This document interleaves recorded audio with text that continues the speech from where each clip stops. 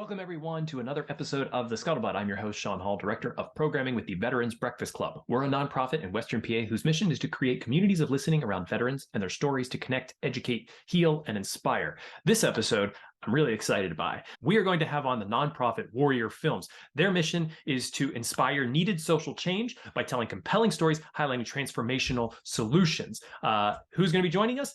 Frederick Marx. That's right. He is an internationally acclaimed Oscar and Emmy nominated director, writer with 45 years in the film business. He is an incredible filmmaker. And the stories that he has to tell through his series, Veterans Journey Home, I hope that you take in. You'll be able to go to the description here, click on the links, find the trailers for each one of his films, and then go to warriorfilms.org, and you can purchase these films to view. I highly recommend that you take in these films. They are personal stories about veterans coming home and that transition back to civilian life, something we've touched on here many times on the Scuttlebutt. I hope that you enjoy the conversation that I have with Frederick. Please be sure to like, share, subscribe, and ring the bell on YouTube so you're the first to know whenever we release new episodes. And you can always reach out to me, Sean, S-H-A-U-N, at veteransbreakfastclub.org, especially if you want to have these films screened in your area. Frederick is very happy to do that. Over the course of our discussion, we get into the 5 films a part of this series. Those titles being Solutions, Ben's Story, Kalani's Story, On Black Mountain, and Leaving It on the Land. Each one very different in its own right, but each one very moving and effective. I can't say enough good things about each one of these films and the series involved, as I was able to take in each of them and just I was very inspired by each one of them. It's a word that we use at the VBC a lot. It's part of our mission, trying to inspire people through veteran stories. And I think Frederick just nails it with each one of these films. Thank you again for watching The Scuttlebutt. Enjoy the show. Hi, everyone. Welcome to The Scuttlebutt. Frederick Marx, I'm so honored to have you a part of the podcast. As I dove into your history, I was really just blown away by your whole filmography, your directorial, you're an author. I would love for you to introduce yourself. Thank you so much for joining me here on The Scuttlebutt. Well, thanks, Sean. It's a privilege. I really enjoy doing this sort of thing. I've been a filmmaker now for about 45 years. That's kind of my day job, as it were. I'm most known for a film that's almost 30 years old now called Hoop Dreams, which was shown in theaters across the country and sent me to both the Academy Awards and the Emmy Awards. I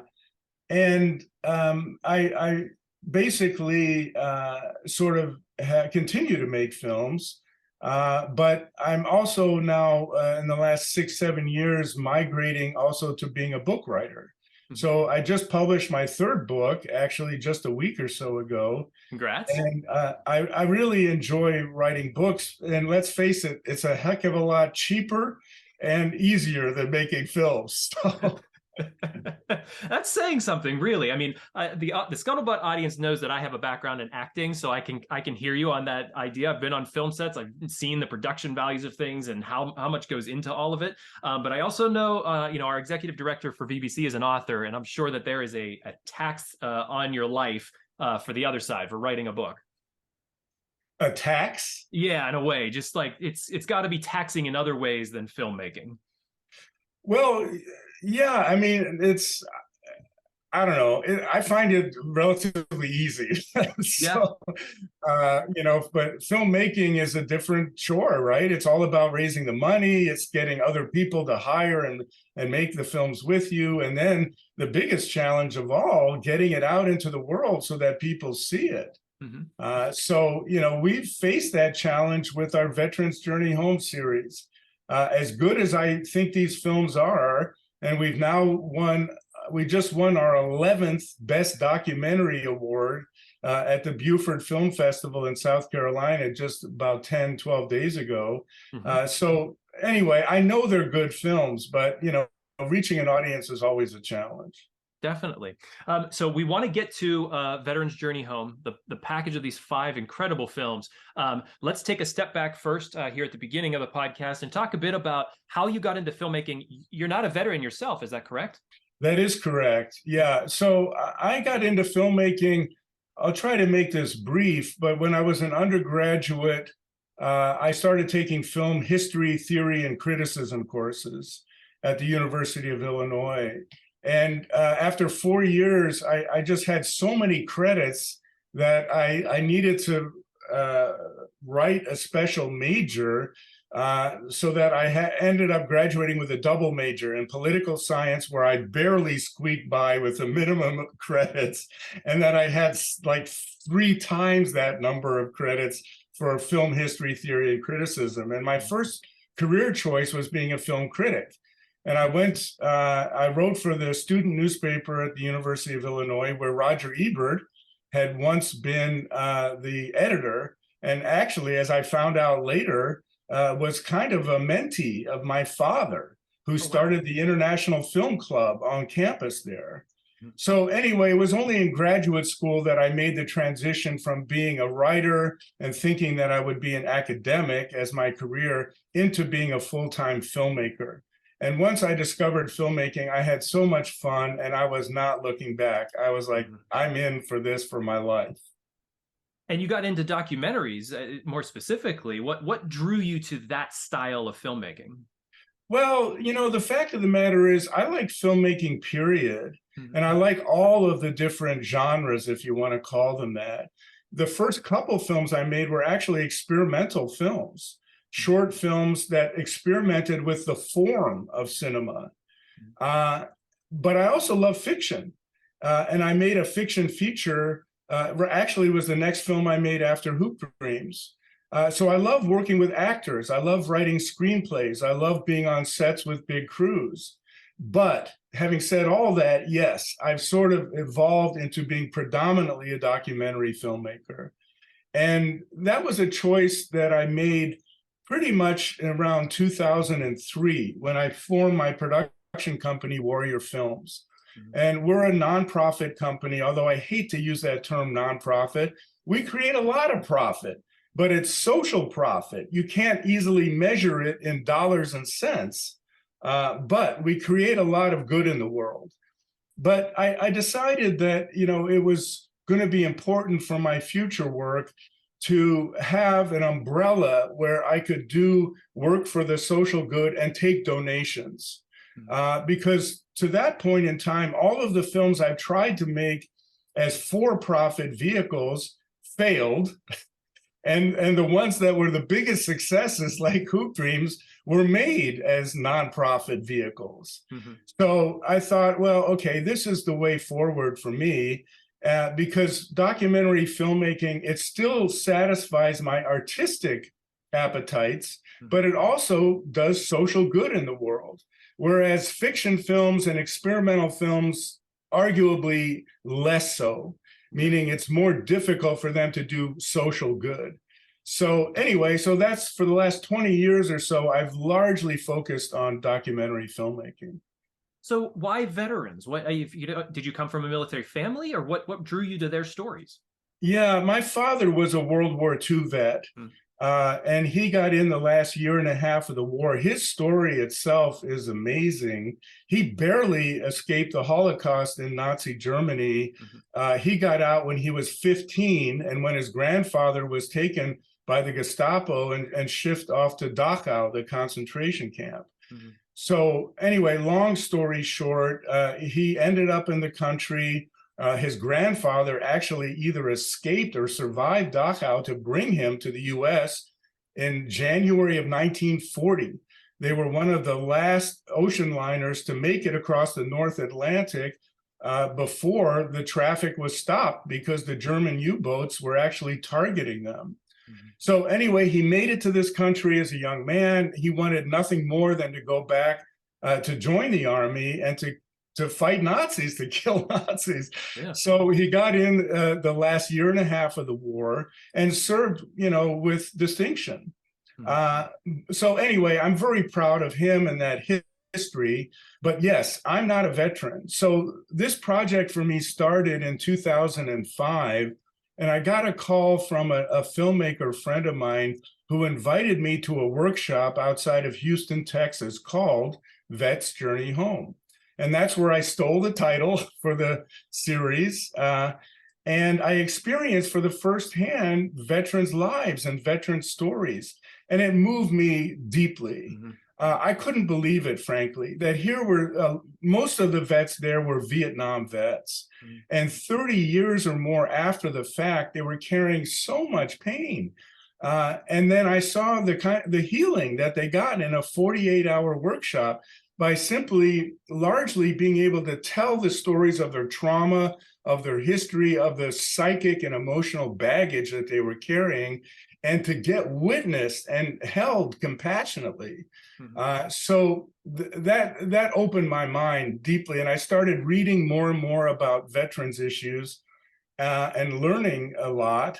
And cut to, I guess it was about 12 years later, after I finished one project, my board and I decided, let's turn to this veteran subject matter, because we thought we had a powerful contribution that we could make to the subject of veterans' successful return to civilian life.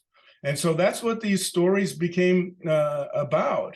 And originally we were going to make one film, but it was in the course of doing all this filming that my executive producer suggested, we have a lot of great material here. Maybe we can make more than one. And in fact, we ended up with 5. So they're all very different stories, very different subjects, very different styles of filmmaking even, but they all have the same theme. And that theme is, how can veterans successfully transition into meaningful civilian life? So you mentioned the 5 films. I'm going to name them here. And for those of you listening or watching, please check out the description. We're going to have links to trailers for all of these. But we have Solutions, Ben's Story, Kalani's Story, On Black Mountain, and Leaving It on the Land. Each one very, like you said, different in style. Each one has its own sort of runtime. But as you started to go down this route of filming, I noticed in my viewing of Solutions, we meet some of the characters that we're going to, not characters, but we meet some of the veterans that we see in a couple of the other films. At first, how did you found the group in Texas? How did you decide who to focus in on and then create the other stories out of from that? Was it who just accepted and said, sure, you can film me doing this very personal journey? Or, how did that develop? Yeah, well, and you're right to point out Solutions. I think of Solutions as kind of the umbrella film, the film that introduces the whole series. And so, yes, we see little excerpts of some of the other 4 films in that film. The way that I typically work is I first identify the people that I think are doing wonderful transformational work with veterans. So I located a number of organizations and people whose work I loved and respected, including Patricia Clayson, who founded Healing Warrior Hearts, who, by the way, also founded Vets Journey Home, the other organization. I located Veteran Rights, the organization that became Veteran Rights, etc.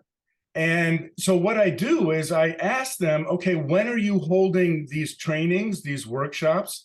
And then once I get their permission to come and film a given workshop, then I ask for the list of attendees, who's coming.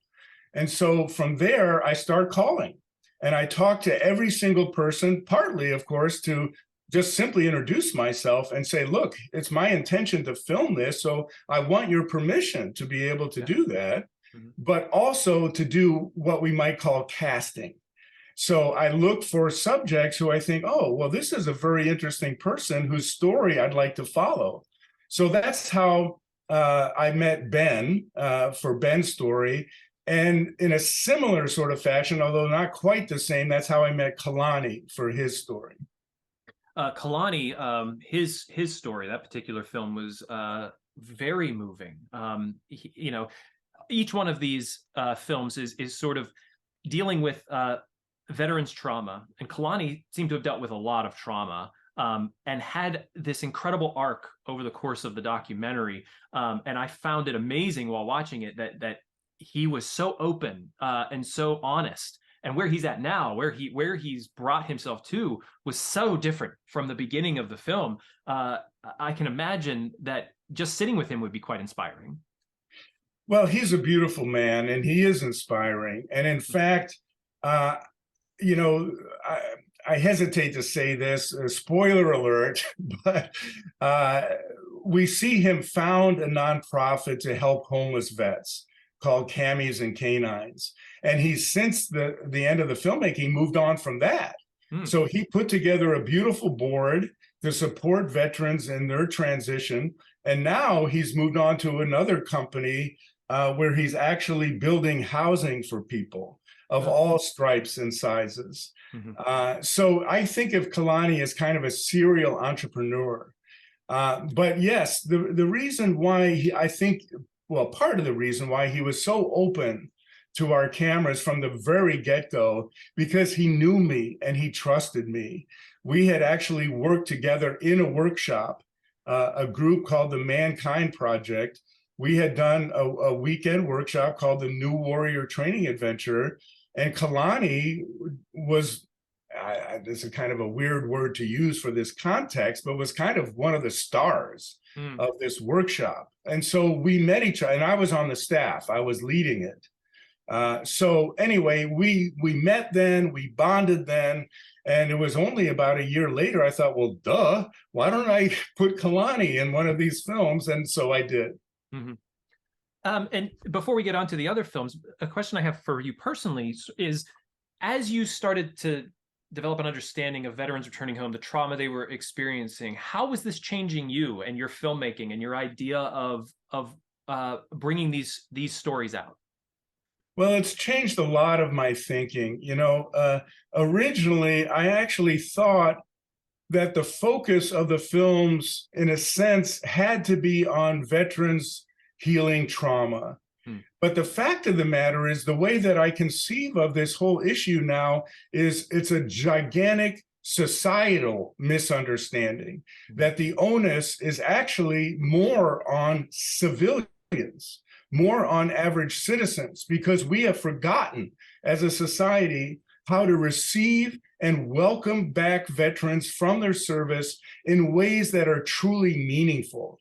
So yes, it's fine to do parades and to show up at airports with signs and to love on them. That's all well and good, but we need to do more. And we need to do more than pat them on the back and say, thank you for your service. What we really need to do is sit down together with them in ritual spaces where basically the platform, the microphones are turned over to them, and they can share with us whatever it is they want to share about their service, about their own wounding, about their own traumas, around whatever baggage they're carrying from their service. And then symbolically, what needs to happen is the burden gets lifted off their shoulders and put where it belongs, on our shoulders, the collective. We as a community, as a society, need to hold that with them.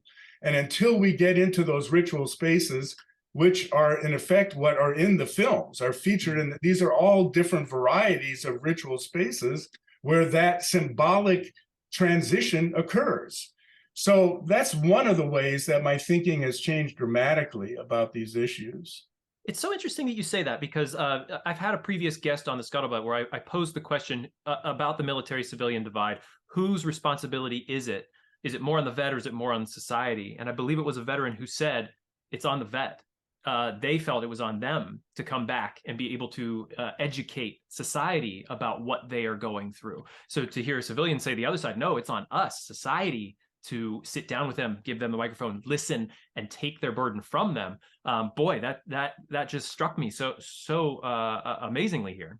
Well, and I agree with that former guest that you had, in the sense that, yes, part of the purpose, part of the function of doing these ritual meetings between civilians and veterans is so that we as civilians get educated about the realities of war, about the realities of service, which too easily we just push off the radar of all of societal life, right? I mean, we have 0.7%, not even 1% of the people who serve in the military, I mean, from society as a whole, right? They represent 0.7. So anyway, we need to do more to get citizens more deeply invested and educated in the realities of service and warfare. and have those uncomfortable conversations, because that's sort of what I felt over the course of the documentary series was, boy, we're sitting in some really uncomfortable conversations about what veterans feel about the reason they served, the years they served, the people they served with, the trauma they experienced, the difficult aspects of the job that they had no idea when they enlisted that this was something that they were going to have to deal with, especially when Kalani talked about a friend of his in the Middle East who was captured by ISIS and burned alive. And he said he had to watch that over and over and over again. Just the simple trauma of that, and that's only part of the trauma, full trauma that he experienced over the course of his service. But that, you keep coming back to the term ritual spaces, and that by the time I was on, I think, the third or fourth documentary film, I started to see that. I started to see that through line of these ritual spaces. And what drew you to that specifically? We've talked a lot about, on the Scuttlebutt, about different places for veterans to go to talk about trauma, different things. But this particular ritual type space was a little bit different than just going into a VFW and chatting. Agreed. And, I'm agnostic when it comes to what form a given ritual space should take. To me, it doesn't matter. It's about effectiveness. And it's about having people understand that they can create this on their own. There are doctors in the VA in Philadelphia who are actually creating these beautiful ritual spaces by just having community gatherings where they have veterans up on the stage talking and citizens listening to them. Mm-hmm. So, I've been interested in the creation of ritual space now for over 25 years. And I've done a lot of studying and thought about this. And in fact, it's largely the subject of my second book, which is called Rites to a Good Life, RITES. Mm-hmm. And the subtitle is Everyday Rituals of Healing and Transformation. So the whole idea is basically to introduce this idea back to the general public and help people understand that if we just simply design our own little mini rituals around any kind of common occurrence. Mm-hmm. For example, you told me, you have a child, that's 5 weeks old. Why couldn't the community gather to celebrate you and your partner and to celebrate the emergence of this beautiful new being into the world and to offer their support? And it could just be a simple circle where everybody shows up with, like potluck, with some food and says, we love you, we're here to support you, let us know what we can do. That's a simple ritual, right? So at any rate, the whole point is that we have forgotten how to do this. And in fact, if we actually resurrect these things, we will drive the meaning and significance of our own lives much deeper into our own psyches and have that much more fulfillment as human beings than we do now. I say to my wife that I've never been so inundated with food that we received until after we had our son. And I told her, can you have birth every month? Because it'd be nice to just keep getting food in. So that is certainly a great point. Do you think the ritual spaces that you're talking about, like, they seem to go back to sort of like a Native American vibe for me as I was watching them, almost like a shaman, but that also brought up the idea of warriors, ancient warriors, back when they were welcomed back to the tribe, and how we welcome back warriors to our tribe, to our society. Yeah. Well, yeah. Well, I'll tell you the first thought that comes to mind, my company is called Warrior Films. Mm-hmm. And I've had friends who are peace activists who basically say, how can you call your company Warrior? And so the whole point of me choosing that term was basically to try to reappropriate the meaning of that term. Mm-hmm. Because typically it's conflated with soldier or savage even, mm-hmm. right? But in fact, the tradition of the warrior is an extremely noble one. Mm-hmm. And we have a number of quotes on our website, one from Sitting Bull, the Native American chief, talking about warriors are not about taking life indiscriminately. They're about service to the family, to the community, to the village. being willing to put their life on the sacrifice block in order to protect others. That's what a warrior is. Mm-hmm. And so that meaning is really important to me. And I explain that on the website. It's about service. And yes, there are many rituals that exist in our country that are derivative of Native American practices. Mm-hmm. And so, we have to be careful about that. Are we taking them because, we've seen it in some movie or something, or are we taking it with a good intention and sort of honoring our Native teachers who have blessed us to incorporate these practices in a way that serves our people? But the fact is, and it's important to remember this, we don't have to borrow from other traditions in order to create meaningful rituals. We can create them spontaneously on the spot, and it only takes two things: attention and intention. Mm-hmm. And the intention is we want to celebrate and honor these people who are part of this ritual.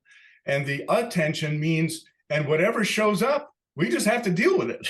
We just have to accept it. And so we have to be spontaneous, because rituals are spontaneous. They're not cookie cutter things. Mm-hmm. They have to be spontaneous. And so anyway, my point is made.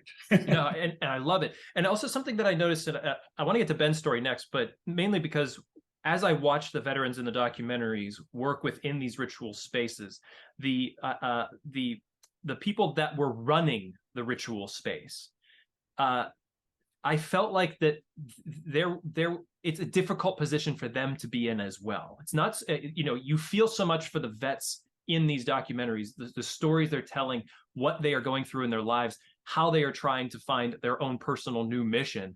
But the people that are running these spaces are also there for them. And they have to be very selfless to be able to sit and be there for a group of veterans, not just one veteran in particular, but a group of veterans who are all there with different experiences, different traumas, and they're trying to work with each of them to help them along in their own personal journey. Yeah, well, you have to be well trained to do it formally, to do it professionally. And I certainly felt that. Sorry to interrupt. I certainly felt that on Black Mountain, yes, specifically. Oh yeah, Lee Lesser, who leads that workshop, and it was the co-founder of Veterans Path. She's been schooled for at least, I think, 40 years in these practices of sensory awareness, in these practices of mindfulness, and meditation. So yes, these are highly skilled individuals. But at the same time, and I'll also say, very unhumbly, that, I've been studying this stuff for 30 years now myself.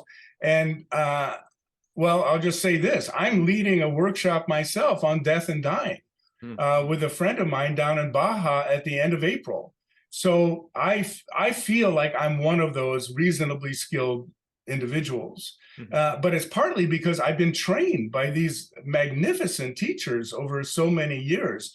And everything that I filmed in all of 5 of these films, I myself have personally experienced and been through. So, but I don't want to leave your audience with the impression that you have to be well trained for this kind of thing too. Again, we can bring these practices back into our everyday life just simply with attention and intention. I'll get back to Lee in a minute, but let's dive into Ben's story. Ben, very different than Kalani's story. What drew you to Ben, and what did you find in the differences between the two? Well, it's interesting because I tend to think of veterans' return on a continuum, okay? So at the extreme beginning end, let's say they've just gotten off the plane, okay? They're right at the beginning of their transition into civilian life. And let's say at the other extreme, they're 100% integrated and identified with their civilian identity and feeling really good about who they are in their lives at this point. Mm-hmm. So I tend to think about Ben as being somewhere closer to the beginning of that journey. Mm-hmm. For me, he's, and I'm just throwing out a number here, but maybe 20 to 30% along that journey. Yeah. So for me, he kind of symbolizes more those early first steps. How do I navigate the world as a veteran? And how do I begin to let go and dismantle this identity that I have and begin to build a new identity? Because that's what's essential. Kalani, on the other hand, I see as farther along. Mm-hmm. You know, for me, I mean, he's at maybe the 70, 80% mark, if you will. Mm-hmm. So he's made dramatic leaps and strides in his life. Mm-hmm. And, you know, he still has a way to go. We all do, right? Nobody gets really to 100. But, you know, he's further along. So I tended to think of all of my subjects as somewhere in that continuum. Mm-hmm. And so it's important to me, actually, in my ideal world, that the order that you mentioned at the beginning of the program is the order that people watch these films. Mm-hmm. So they first see Solutions, then they see Ben's story. So they see the beginning of this journey. Mm-hmm. And then as we move on, finally, to the last film, Leaving It on the Land, you can see an example of veterans, I think, who've made it maybe the farthest of all. Mm-hmm. And going into On Black Mountain, I found this one, I felt like it was almost, I don't want to say the most difficult to watch, but certainly as a male, this was a female-centric documentary.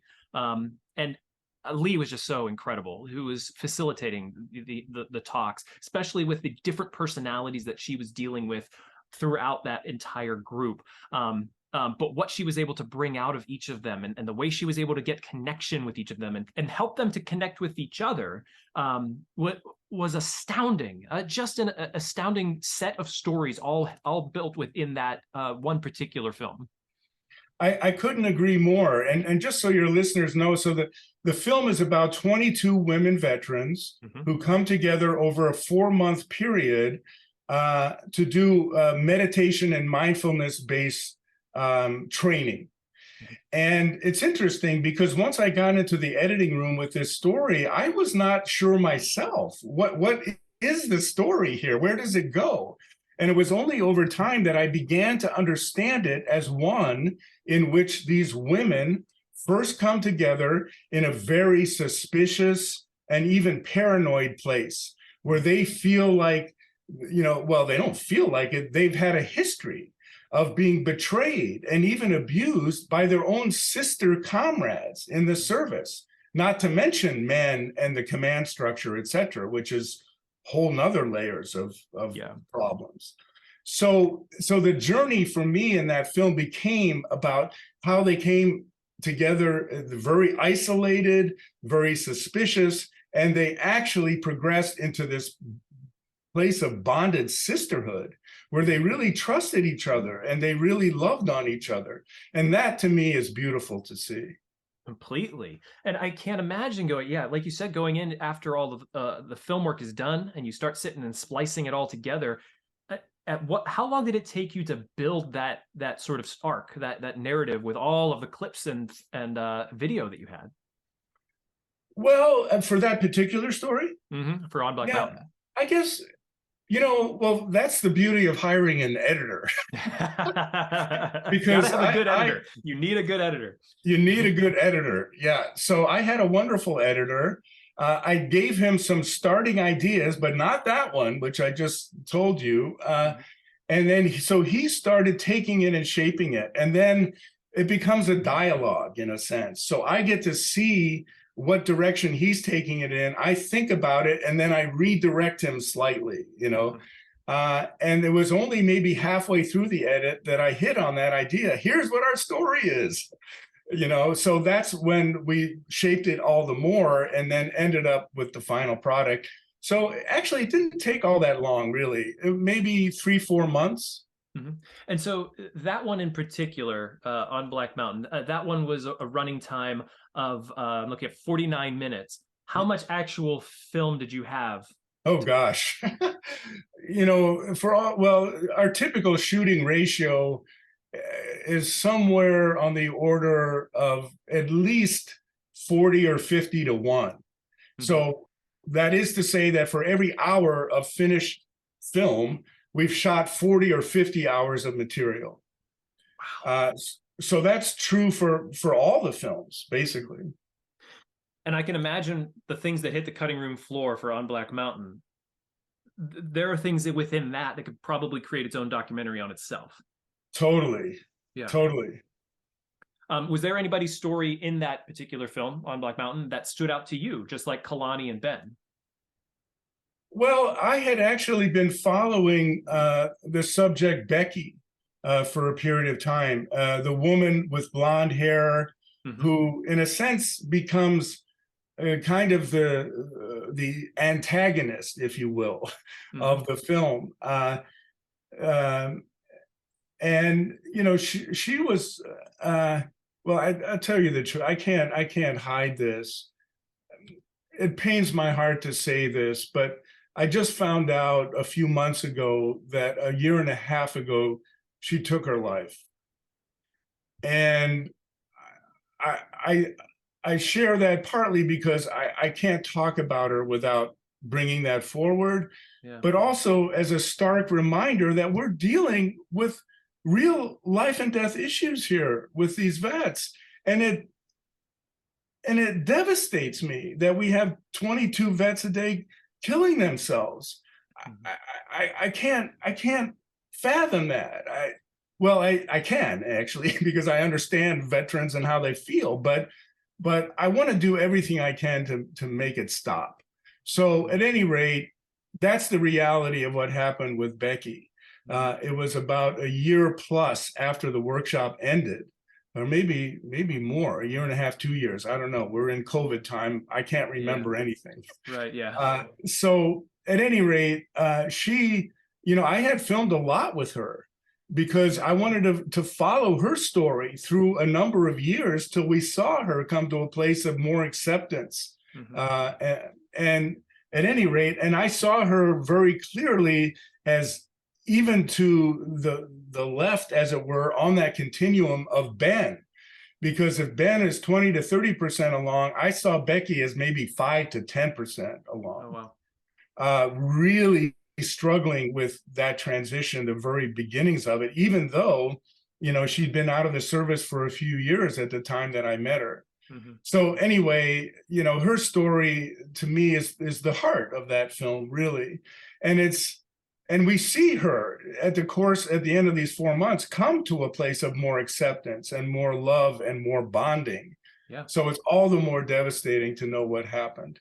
I'm so sorry to hear that. You know, whenever this podcast is released, I had just watched that film this morning and was really taken with her. So that definitely comes as more of a shock. I think that what you watch in these journeys throughout the whole series is you want to have hope. You want to have hope for them. You want to see them making real change, finding new missions, making strong choices for their future. Ben even mentions in his story that I want to have a family, I want to have kids, I want to have the dog, you know, I mean, and you want that for them. I mean, and more so in a documentary, so much more so in a documentary than in any fiction film that I've watched. You really feel their struggle, you feel their pain. That your camera doesn't shy away from what that is. But there is I go back to it. You just want hope for them, and that's devastating to hear. Well, and you know, I couldn't agree more. And in fact, when I choose subjects to film, I choose them based on my own judgment about the likelihood that they'll actually get across that threshold into a greater self-acceptance, into a greater new identity, so that they'll actually, to some degree, accomplish this human transformation. Because as a filmmaker, that's what I'm all about.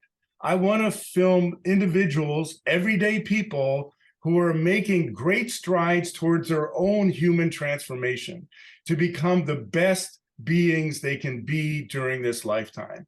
That's what I'm doing. And that's what I want to turn my camera on and film other stories of others doing. It's incredible talent that you have. So I want to get to the last film here, Leaving It on the Land. This one, 12 veterans undergo an ancient 12-day vision fast ceremony, another ritual space out in the wilderness with minimal shelter, fasting, and they're alone.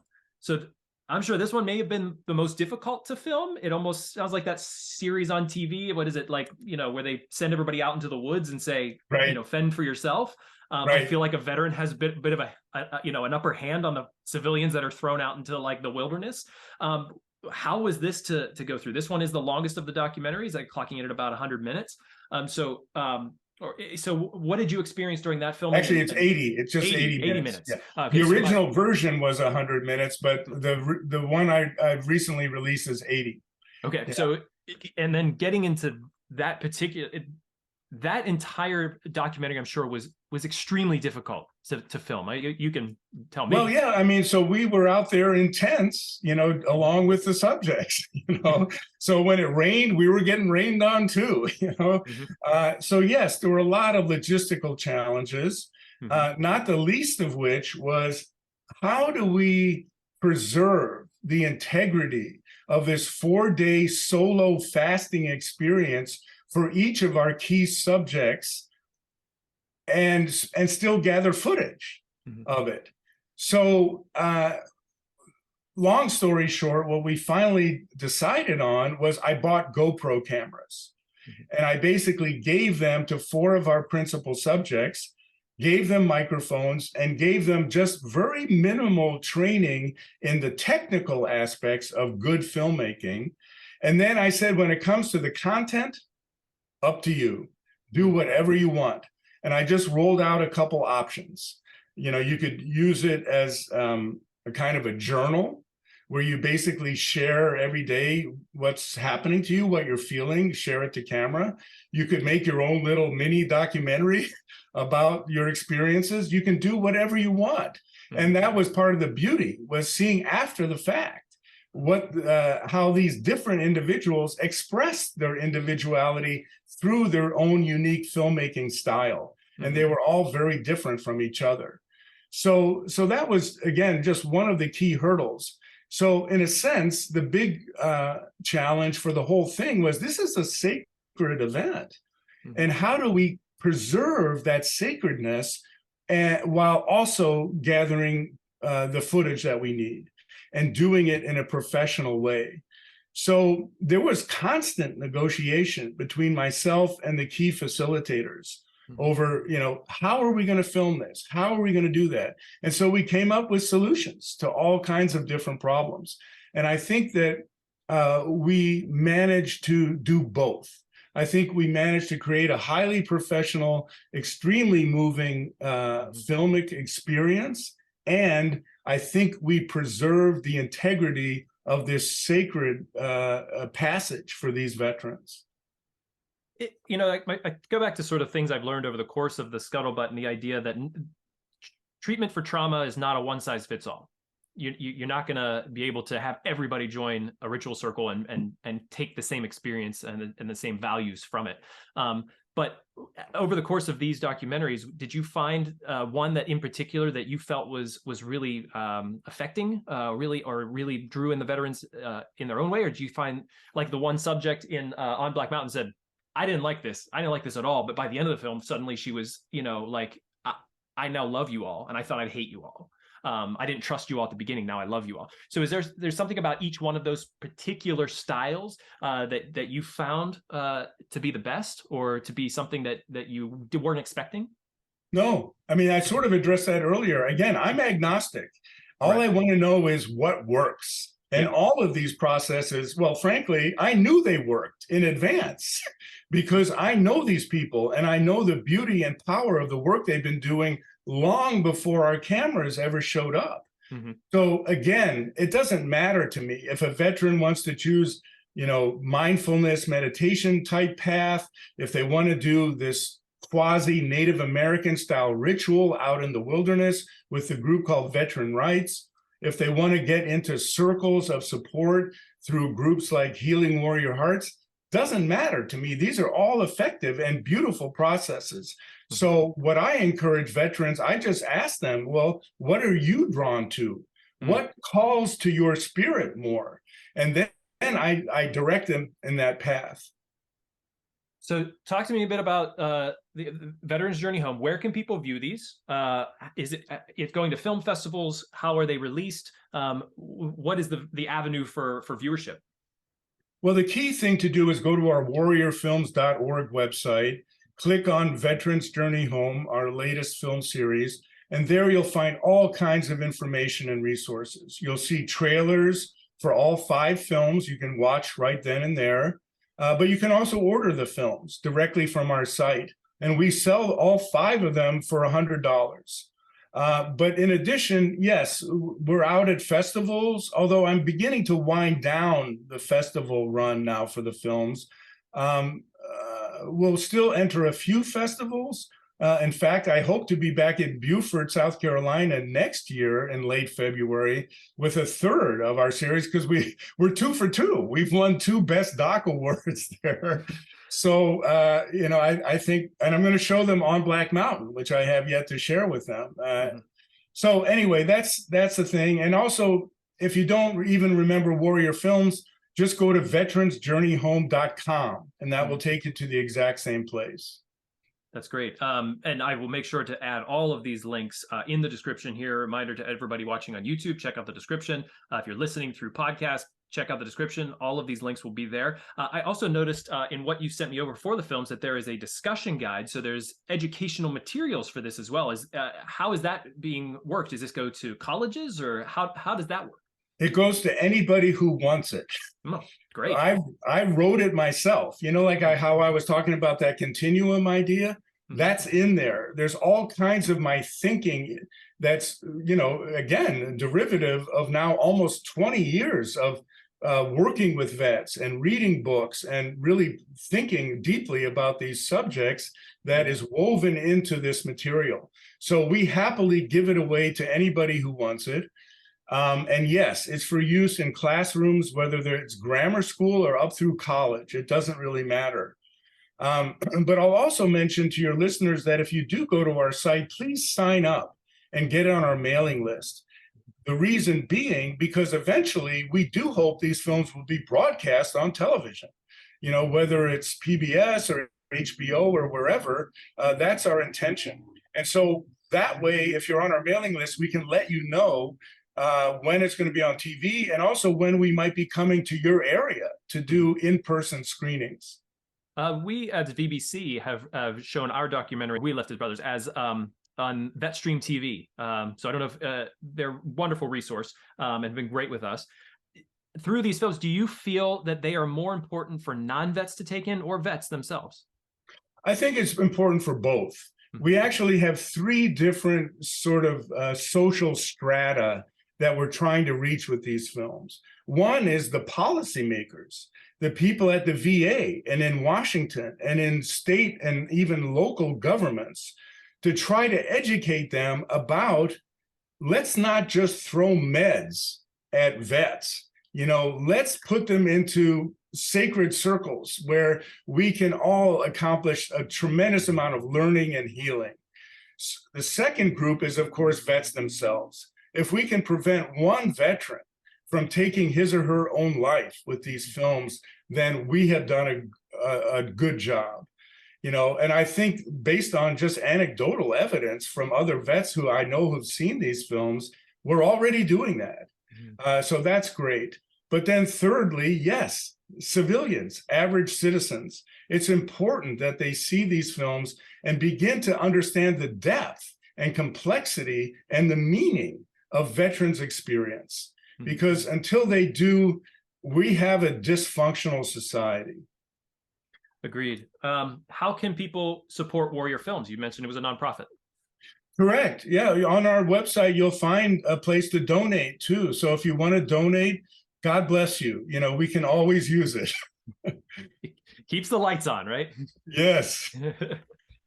Frederick, thank you so much, not only for joining me on the Scuttlebutt, but for producing and directing these incredible films that, like I said, they greatly moved me. So I hope that our audience takes the opportunity to jump on your website and view each and every one of them. They're incredibly educational, and and not just because you learn about a veteran's experience, you get that sense of what they've been through, and it helps you to maybe in the future have a conversation with a veteran if you've never done it. That's something that I always go back to here on the Scuttlebutt. I joined the VBC a couple years ago. I had no idea how to talk to a veteran. I was sort of afraid to do it, in fact. And it helped me greatly to be able to sit down with vets and really just start to talk to them about their experiences, hear their stories. As you can see behind me, stories unite us. It's something that we hang our hat on here at VBC, and something that I'm so happy to see out there in the world, filmmakers creating stories and showing their stories in a different medium. Just thank you for all of that. Well, thank you, because you reminded me that at the end of our discussion guide, I have practical steps that civilians can take, and don't just give a handshake and a thank you for your service to a vet. Offer them a cup of coffee, a tea, a lunch, and sit down with them and say, listen, I'm all ears. Please share with me what it is you have to share, and be compassionate witnesses. That's what we have to become. So anyway, there's all kinds of practical ideas exactly like that at the back of this discussion guide. So thank you for saying that. Sure. And so the last question doesn't necessarily maybe deal with documentaries here, but here on the Scuttlebutt every season, we get together with a filmmaker, an Army vet, a close friend of mine, and we do war movie reviews. So I had to ask, we need 2 recommendations for our next war movie review. The last one, I believe we did, Overkill, I think, was a Nazi zombie movie. We kind of dabble in a bunch of different ones. We've done The Last Walk Home, different things like that. So it's something fun that we get together, we dive into a couple movies, and then we sit down and like Roger and Ebert and just, and Cisco and Ebert, and we sit down and we hash out our thoughts on them. But I thought I'd ask you specifically 2 recommendations for war movies that we could take in next.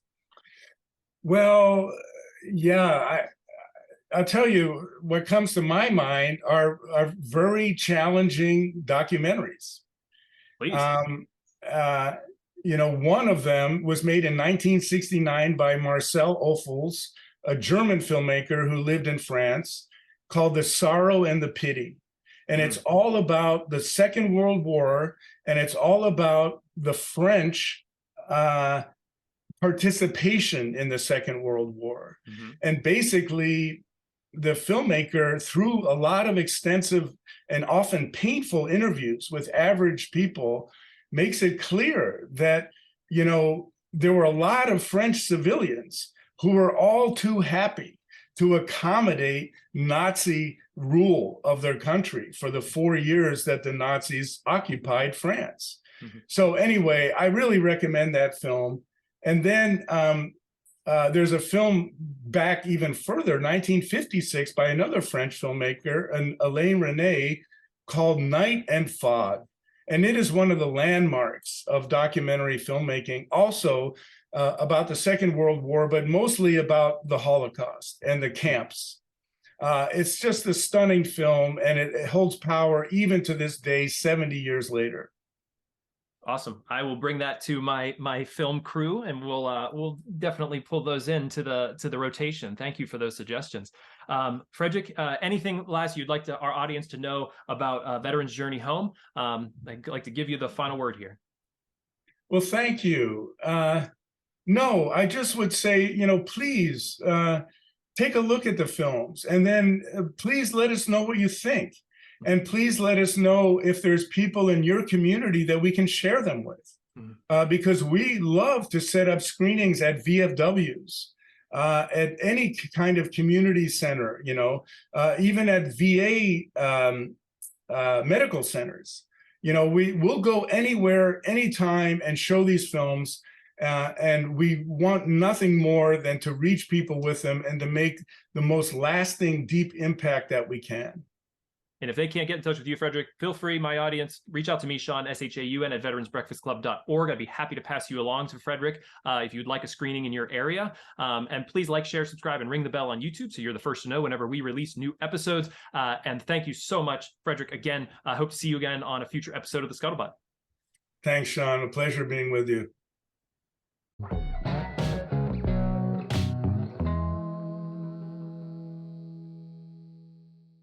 Thank you for watching this episode of The Scuttlebutt. I'd like to take a moment to thank our sponsor, tobacco-free Adagio Health. Tobacco-free Adagio Health has been supporting the podcast for quite some time now. We've been so pleased to be supported by them. They are dedicated to reducing and preventing tobacco use and getting the word out about the hazards of smoking and secondhand smoke. They're all about health, so they want people to quit.